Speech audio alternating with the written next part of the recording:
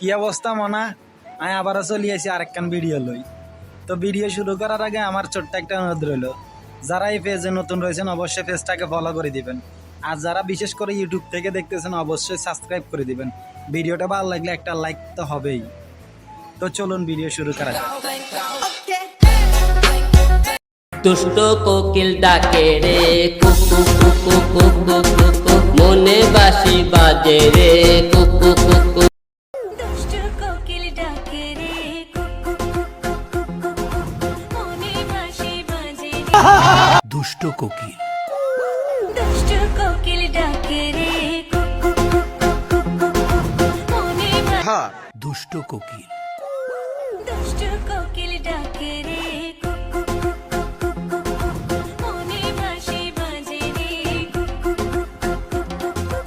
আমার কোনো মানুষ ভাল লাগে না, কিন্তু তোমারই ভাল লাগছে, কারণ তুমি পড়ি। দুষ্ট কোকিল ডাকে রে কুকু কুকু কুকু, মনে বাঁশি বাজে রে কুকু কুকু। তো আমি মানলাম হিরো আলম ভাই গানটা গাইছে, কারণ সে তো আর এই গান ছাড়া ভালো কোনো গান গাইতে পারত না, এর থেকে ভালো কোনো গান গাইতে পারত না, কারণ তার অভিজ্ঞতা শুধু এতটুকুর মধ্যে।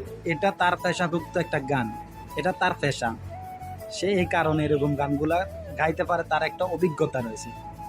তো আপনারা যারা আছেন আপনার তো কোনো অভিজ্ঞতা এটা তো আমি বুঝলাম না। তো আমরা এলাকাতে যারা বসবাস করি তার ঘরে সকালবেলা কিন্তু কোকিলে ডাক দিত, অনেকেরই কোকিলের ডাকে ঘুম ভাঙতো।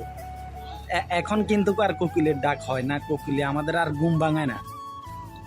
কারণ কিনলে আপনারা অনেকে বলবেন কেন কোকিলের ডাক দেয় না এখন, কোকিলে কেন ঘুম ভাঙে না?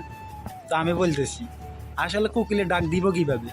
এখন মানুষগুলা যে কোকিলের রূপ ধারণ করে ফেলাইছে, আমরা কিছু টিকটকাররা কোকিলের রূপ ধারণ করে ফেলাইছি, এই কারণে কোকিলে আর ডাক দেয় না।